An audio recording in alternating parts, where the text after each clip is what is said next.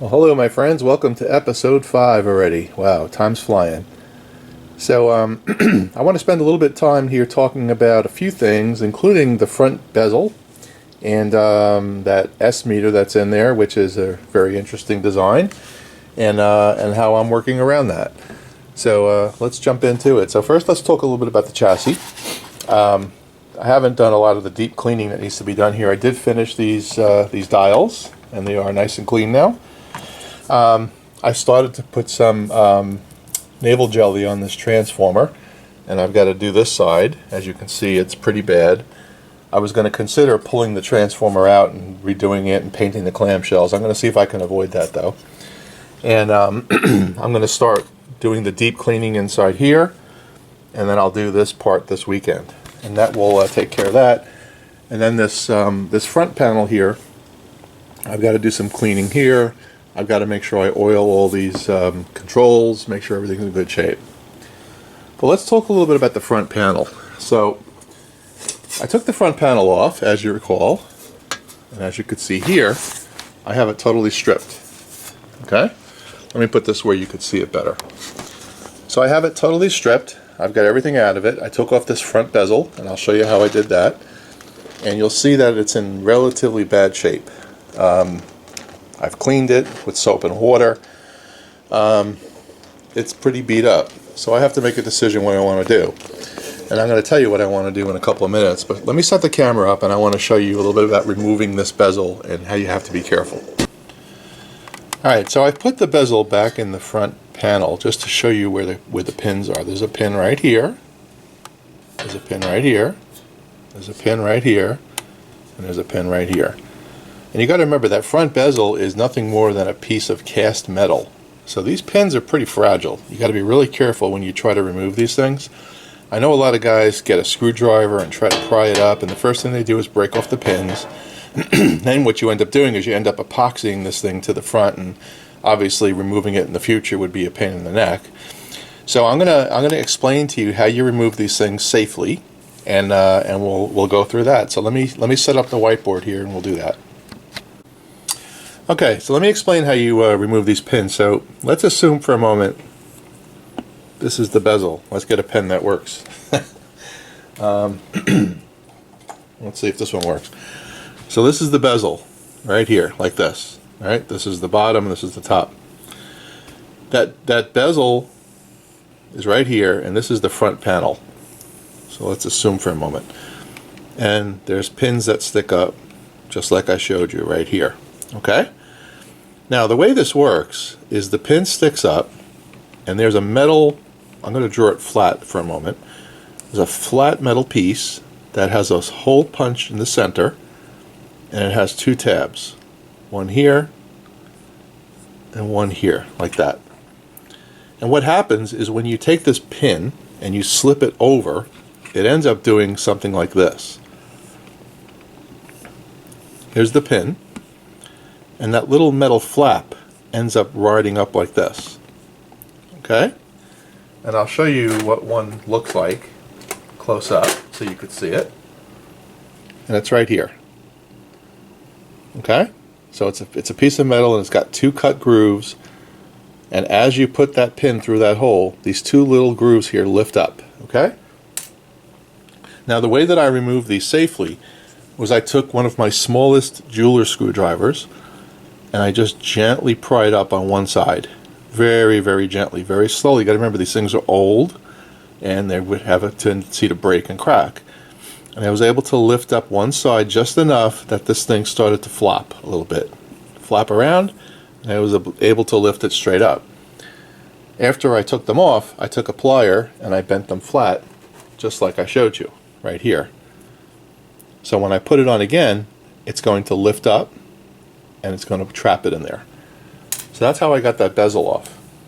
Okay? So on to the next part. I want to show you about this S meter glass. So when you take this bezel off of the front, this glass is actually behind it, just like this. Okay? And it goes through the hole on the faceplate, and the only way to get this off is to take this off.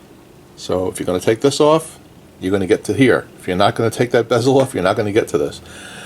And really, if you look at the design of this thing, it's a punched piece of metal. And what they've done is they've sliced it or scored it to make it flexible so it can be adjusted. Okay? And there's some holes in here so you could screw the S meter to it. There's one here. There's one there. And inside, they have an adjustment screw, which is right here. And you'll see it's an offset screw, so it goes into the meter itself and lets you adjust it. There's also a piece of glass in here that looks something like this.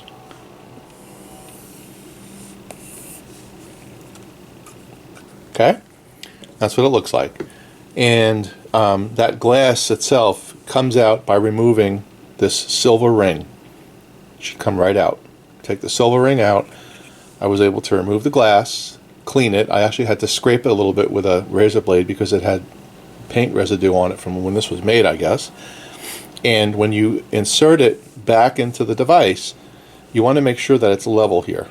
I don't know if you could see this. The sun is a little weird right now.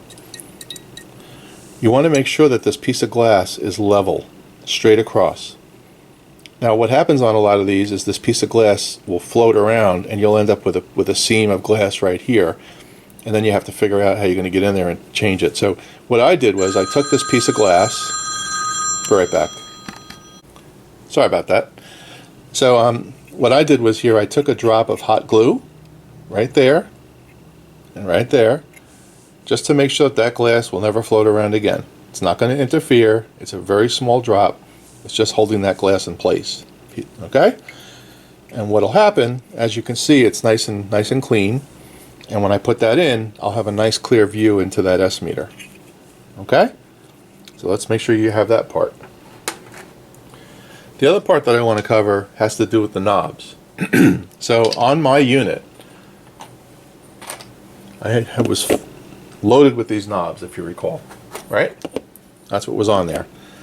Well, after doing some research, I've learned that the original knobs that these radios had were mostly these little chicken things here, right? And a lot of people change them because they're just not comfortable, especially when you're trying to tune and things.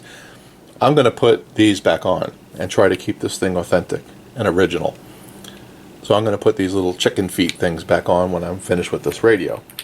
And I'm going to try to bring it back to authentic. Okay? That's that. I want to talk a little bit about these view glasses here.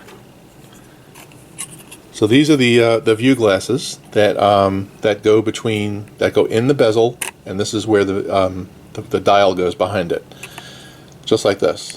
Each one of these have a piece of cardboard or felt here. This part actually rides against the dial, so it doesn't scratch it. So if your dial was down here, this would ride here, and this would be running against the dial. Now there's an interesting piece about aligning these things that will probably be helpful to you, which I'll show you in the next shot. Okay, so when you install your bezel and you have these glasses here, you see that line? Well, there's a way to align these things because they are adjustable. These plastic things do move side to side. If you turn your dial all the way to the end stop, see that line there? That black line, and that black line, and that black line? The way that you adjust this glass is to make sure it lines up just like that. And you can adjust the plastic from the inside, and you can go left and right and make sure that it lines up perfectly. And that's how you get it to align like that. So that's a piece of cool info that'll help you somewhere. Let me show you something else. Be right back. Okay, so back to this front panel. So I honestly did a search to see if I can find a new one. I would like to try to bring this back to a really nice state. It is an old radio, but it's certainly one that's worthwhile to bring back, that I can, I guess, restore for somebody else years from now. I found on Radio Days that you can actually send them this panel. They'll strip it, repaint it, and put all the new lettering on and send it back to you. And I think I'm going to do that. It's relatively inexpensive given the radio and the value that it has. And I'm also going to ask them to include lettering for these tone switches. So I'm going to ask them to put tone here, and a tone adjust. And that's what I want them to do on these holes. I'll see if they do that. I don't know if they will. This is where the S meter goes. This is the adjustment screw for the S meter. I'm sorry, this is the antenna comp. You know, I mean, it's relatively straightforward. I did wash this thing off, and it just doesn't come back to the way I like it. The back end looks good. You could see it's in relatively clean shape. So I'm going to do that with the front panel. And I don't know how long that process takes, but I'm not in a rush because I've got a lot of cleaning to do, as you can see. Next thing I want to do is get down here and check this fuse. I know the fuse is good because the radio is playing, but I want to see what type of fuse it is, make sure it's the right one.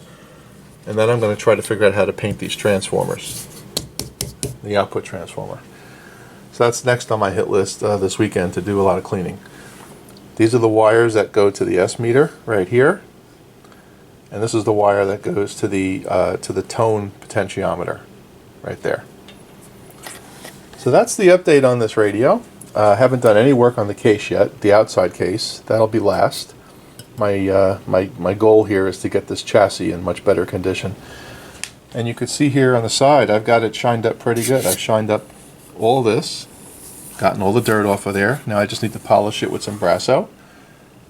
And I've accomplished the same thing on this side. Nice and shiny down there. So it's doable. We're going to get there. But that's where we are. So it's really mechanical work, kind of boring. I'm waiting for the new switches to get here. These are the switches that are going to replace the tone switches. I've ordered new ones. And when I get those, obviously I'll have to wait until I get the front bezel back. But that's where we are. So that's the update. I guess that's it for now. Oh wait, I do have one more thing to show you. I'll be right back. If you recall, the speaker that I have in that speaker cabinet isn't good. Well, I got a replacement speaker. I told you I ordered this on Amazon. And this is a Jensen 8-ohm speaker. Special design. It's a 10-inch speaker. And this is what's going to go into that cabinet. Relatively inexpensive. I've used these before on some guitar amplifiers. They're good sounding speakers. I've got enough bass response, and they sound really good at the high end. Relatively heavy, but a really, really nice replacement speaker, and it's a Jensen, of course. So at least it's going to be true to that it's a Jensen. And we're gonna put that in that cabinet, but we've got a long way to go before we do that. So I'm going to close this video out with that, and I'll keep you updated as I start to go through the cleaning process this weekend. So I'll probably post one more video this weekend with the cleaning process. But that's the update on the Hammarlund. And by the way, John from Arkansas, if you're watching this, I'm really, really glad that you enjoy your new radio. You've earned it, my friend. And congratulations on your retirement. I can't wait to see you rip into that radio and get that thing up and running. So looking forward to it. All right, everybody. Have a great night, and we'll see you.